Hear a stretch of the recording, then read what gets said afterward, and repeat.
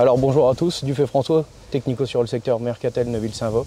Bonjour, David Boucher, responsable agronomie et innovation. Bienvenue pour un nouveau Carrément Plaine, spécial stratégie d'intervention sur céréales à dernière feuille.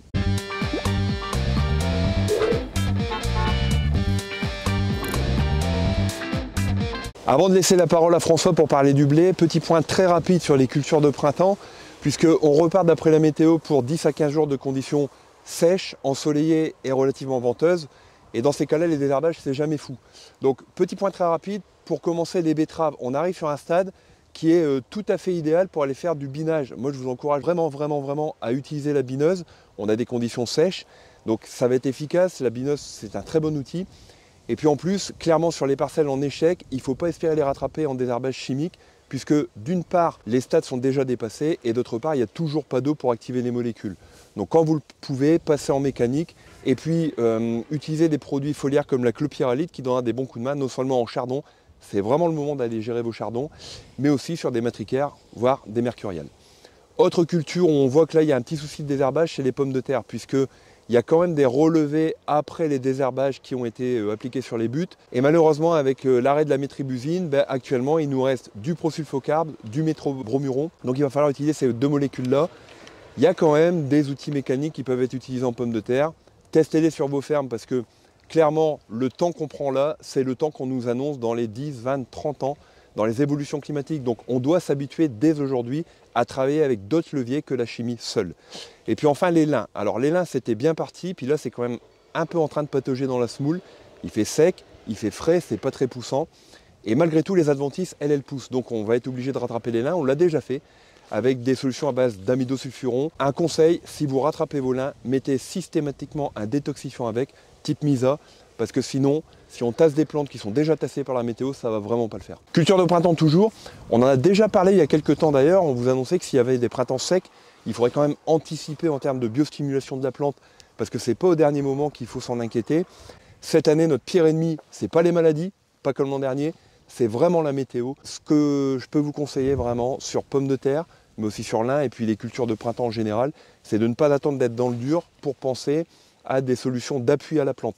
Donc dès aujourd'hui, pensez biostimulation sur lin, sur pommes de terre, il y a plein de solutions, il y a plein de résultats d'essais qu'on a nous à la ferme pilote.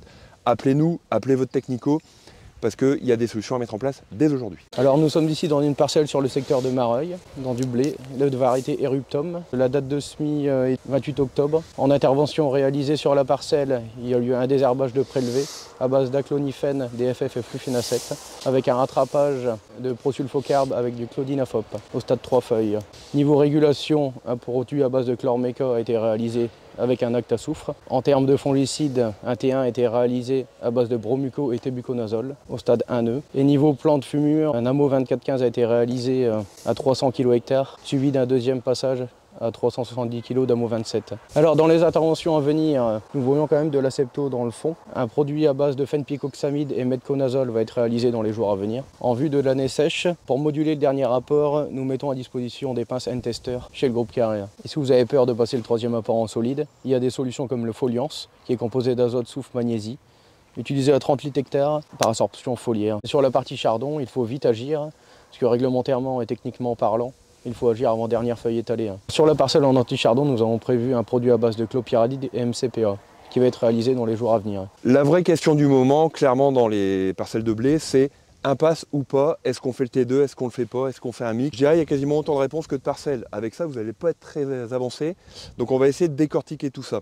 On est aujourd'hui sur une parcelle d'Eruptium. C'est quand même une variété qui est notée 7 en septo, donc c'est quelque chose de solide. Malgré tout, on voit qu'il y a un petit fond. Vous voyez ici, il y a un petit fond de septo au fond. Tant que c'est au fond, ce n'est pas du tout un problème.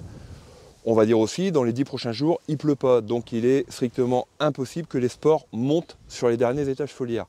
Là, c'est pour le présent et l'avenir. Mais il faut regarder un petit peu dans le rétro. Qu'est-ce qui s'est passé la semaine dernière?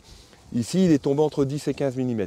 Donc potentiellement, les spores qui étaient en bas, elles sont arrivées en haut. À partir du moment où il fait entre 12 et 25 degrés, les spores peuvent se développer. Donc potentiellement, on peut quand même avoir un petit peu de septo qui va circuler.